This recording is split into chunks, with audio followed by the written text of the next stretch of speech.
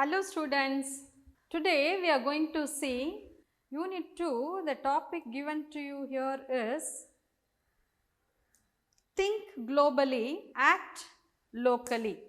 The title of the unit, it is something amazing and it is very approaching that you all will really like this particular unit. Why? Because in recent times this particular slogan has been adopted by many people across the globe in different contexts. What I want to say here is, this particular slogan is used by people in different fields in different ways. They adopt this as one important thing, that within the environment, within the place where we are, we can bring a change. That change which starts from an individual, it just moves from one individual to the other and it reaches to the dears and nears of that person, and it grows from there on to the neighborhood, locally, to the city, to the district wise, state wise, nationally. Likewise, you can think in that way. It gives, it just elaborates in a way like one concentric circle. See, it just influences other people, that by adopting this particular slogan, by adopting this particular principle, we can do so many things in this world. The second lesson is actually growth of English in India. Growth of English in India, which is going to be related with the title. What is the title? Think globally, act locally. What are you going to think about English globally? See, imagine or just understand, just try to understand what is the growth of English, how English has occupied its place in our nation, whatever be the sector, whether it is a health sector or factories, industries, various production industries, academics, everywhere we can see that English has really grown well. Since the entry of East Indian Company to our nation, we have been seeing the influence of English on Indians. We are talking about English influence in the positive way. Why I am saying that there is positive influence? Because we are getting advantage. What is that advantage? We are able to communicate with the people internationally, because it is a tool that helps us to communicate with the people across the globe. So, the growth of English in India, it takes its dimensional view, that in each place, in each way, it tries to give some growth to our nation. One thing, English is growing as a language, I am telling. One thing, English is growing because large number of people are trying to learn English. Large number of people are trying to enhance their soft skills. So, to promote English is not the thing here. How English is being taken up as a medium to interact with other people, interact with other nations in various fields. So, this lesson deals with a very small unit is given to you, only 6 points, that tells us that how English is helping the people to grow personally. Grow personally, here it means act locally. Okay, because of individual's growth, what happens? There is some improvement in his family. His improvement or development in the family, it has its impact on the society. And the society's growth, naturally it leads to the state and to the nation. So it is, I already told you that it is one concentric circle, that it seems to be a very small thing, that acquisition of English language, acquisition of one foreign language, that is the starting point. But what is happening? It just grows to the next level, next level, next level, and it takes you to the next level. You are actually climbing the ladder. Okay, the first point, English as a common language to communicate with others, to share our knowledge, to share different cultures, to share different viewpoints, and to create trust and to have better understanding, and more importantly, to negotiate or to persuade people. We use English as a tool, and where which English helps us locally to reach the mass. This is first point. And then the second one. Second one is for international communication. See, now from the remote corner of Tamil Nadu, we can do business with the people in UK or US. With the help of internet, everything is possible. And think about the mother tongue. Think about the communicative language. The people from the corner of Tamil Nadu, remote corner of Tamil Nadu, they are able to reach UK or US, where the communicating or where the language used in those countries is English. So here English plays a vital role in building business, to have international relationship, to have business contacts to the countries across the globe. Then the third point. The third point says that the condition of students after completing their school education. What is their proficiency level in English? The third paragraph, it says that the students at the entry level in the university, they lack English proficiency. The students have been studying English either in English medium or English as a second language. They have been studying so many years, and even after completing their school education, they find it difficult to communicate in English. So in this prospice, it is emphasized that the students of higher secondary, at the higher secondary level, the students need to concentrate more on English, because English is going to help them in their career to make a better living. To improve their English language skill is very much essential.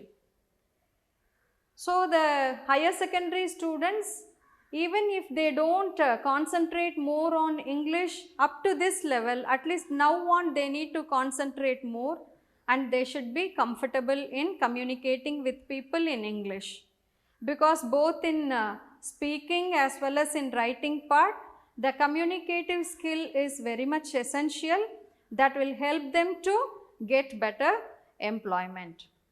So this place says that, see, why there is a difficulty in understanding English, or why there is a difficulty in achieving the level as expected at this stage.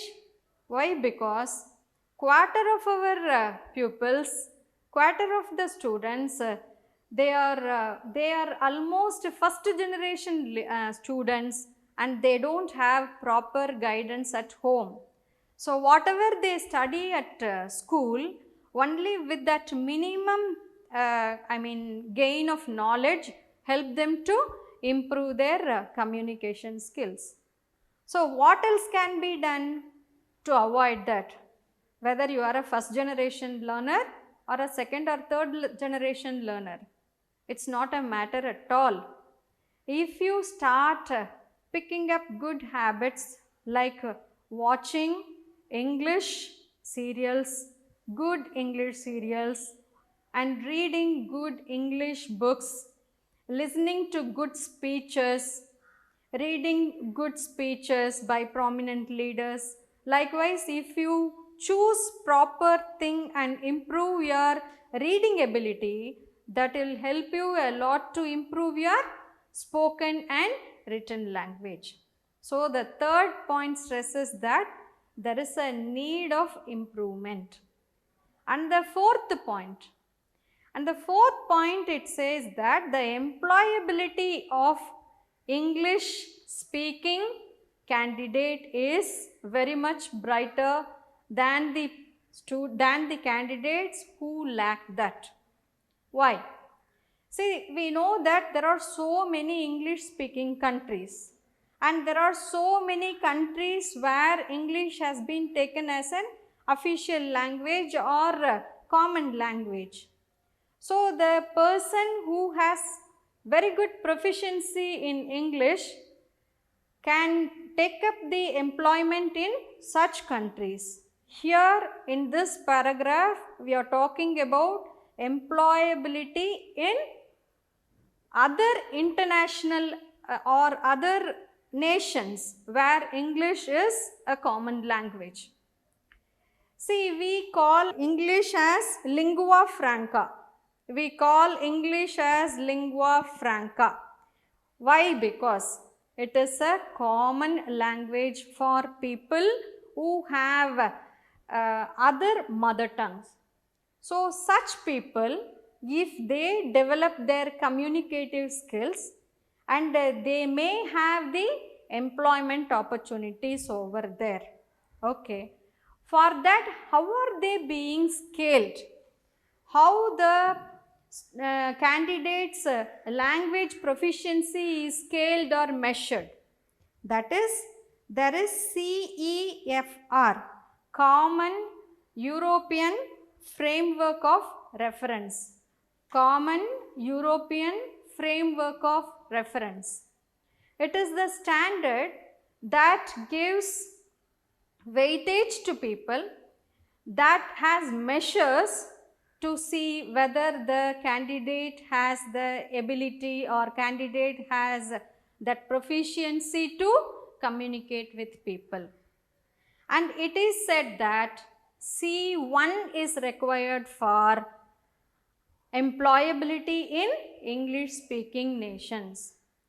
What is that C1? As higher secondary students, you need to know what is this level, what this level stands for. C1, it seems to be C1. In the ladder we say ABC, and in the grade level we always say ABC, but this C1 is really a difficult one. It is expected that the candidate who clears C1 level will know to speak in English, will know to lead the team, will know to give success to the team, will know to adapt with the team members, and the person can speak in detail about any topic given to him. The topic may be varied from art to any other science or anything, whatever be there, and if the candidate is clearing all these level, only then he will be given C1. So, according to this CEFR measure, if a candidate acquires this C1 level, only then he can get employment in English speaking nations. And the next point is English for business. See, in many cases, both government, quasi-government and private sectors, nowadays they are having partnership with other nations. For those partnership businesses, this communicative skill, especially English language, plays a vital role in building such business relationship. So, from where we can understand that English is very much essential. And the sixth point and the final point is skills needed at schools and college level. See, here also we need to know two different things. What is that? One thing, in all the service sectors, English knowledge is essential. And on the other way around, you take any sector, whether you are taking up the hotel industry or academics or any other production industry, wherever you go, people need to talk with each other, where if their mother tongue is not the same thing where they are working, then they should use only the common language, English. So, in that way, at one level to communicate with his own cadre of people, he need to talk in English. It may be informal, and the other way is, and when he need to address his issues or the other items, if he wants to discuss with his seniors or the higher officials, where he need to use official or formal language. We need to communicate at two different directions. One is with our own colleagues and the other one is with our customers. So, with our own colleagues, we may be little informal, and where the speaker or the candidate need to know the informal way of addressing people, talking with people. And the next one is the relationship with their customers. It cannot be informal, it is more formal. So, where they have to shift to the formal. So, in two directions, in both the directions, the students need to know how they should improve their communication skill. So, both informal and formal, both the varieties, both the directions are essential, because it is going to help them to accommodate themselves in their workplace. And another one is, not only this formal and informal way of speaking, formal and informal way of writing is also essential. So, all these things need to be concentrated. So, the sixth point emphasizes that as a language, English need to be learned to make themselves proficient in English, which will definitely help them in workplace. So, whether they are in the very small position or they are taking up the leader role, wherever they are, they should be proficient in both formal and informal language, both speaking and writing. So, if a person wants to improve his skills in this way, in these two directions, a person need to read a lot, listen to good speeches, listen to or by watching good programs, they can improve their skills. So, only these 6 points says that how can a person's knowledge in English will help them to, or will help him to think globally and act locally. See, if a person, two persons are getting employment in a firm, and one has a good knowledge in English and another one has a lesser knowledge in English. What happens to both of them? See, a person who is having better communication skill takes up his position and he feels comfortable in his work, and from then on he tries to grow. He takes different positions and he proves his ability over there with the help of his English language. He will be able to convince people, he will be able to make a convincing remark to his higher officials that he can be given the next position, the higher position. And the person with lesser skill, what happens to him? And he feels terrible even at his own circle, and he may not show interest in learning the language also, where it becomes difficult for him to go him to the next level, take his promotion to the next level, take himself to the next level. So, where also English plays a vital role. What here they want to say convincingly is, as a language, English helps a person to grow individually, and because of that his economic condition also improves. If his economic condition improves, it gives him some security in the society. So, if we remove English from a person, his employability and his achievement or growth or development also is lowering. So, with this the lesson is concluded. Then one small introduction about two other reading skills. One is skimming. What is called skimming? It is very easy.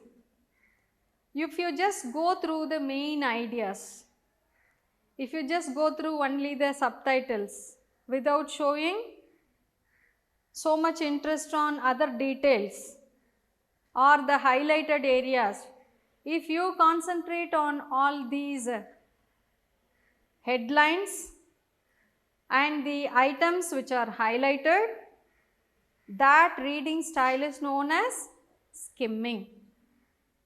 Then the other one is known as scanning. Scanning means what? It is a process of reading quickly to get the specific information. For scanning, an apt example would be searching the word's meaning in a dictionary. How will you search? You will go seriously to the page and you find out where that particular word is, and then you will come to know what does it mean. It is called scanning. So, these are the two ways of reading things. One is skimming, another one is scanning. I hope both these two reading skills will be of its own usage. Before going to the examination hall, what will you do? Will you go for scanning or skimming? Just think about it. The glossary, the new words here are vital, negotiating, lingua franca, globalization, proficiency, corporate, progression, emerging. All are already, you may be aware of these words. Okay, we are just seeing these list of words only to ensure that you will make use of these words in your writing part. Okay students, now we shall move on to the assignment part. Let me give you a homework. You all will be having your textbooks in your hand. If you don't have your textbooks, write down this question. Question number 1. What is the minimum proficiency for professional employment abroad. I repeat, what is the minimum proficiency?